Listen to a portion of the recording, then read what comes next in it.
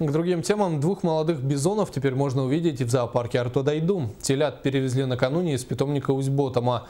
В этом году питомнику исполняется 10 лет.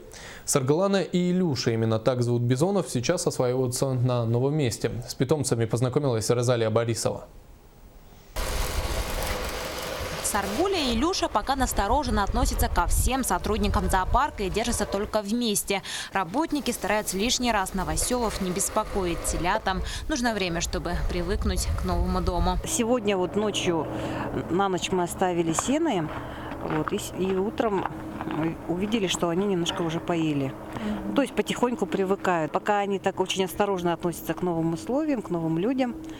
Но думаю, что постепенно они привыкнут, и мы тоже станем для них родными людьми. Подготовка к транспортировке и передаче особей в зоопарк шла давно. Для Артодайду из 10 телят в питомнике выбрали самых спокойных. Дали вот такие рекомендации, как по кормлению, по уходу. Вот.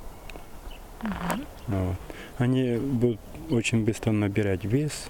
5-6 годам, 7 годам бык должен уже весить под тонну, где-то махина, это вообще. Характером они спокойные бизоны.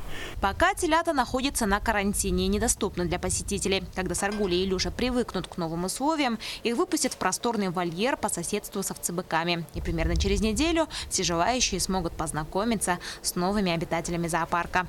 Розалия Борисова, Василий Соловьев, НВК Саха, Хангаласский улус.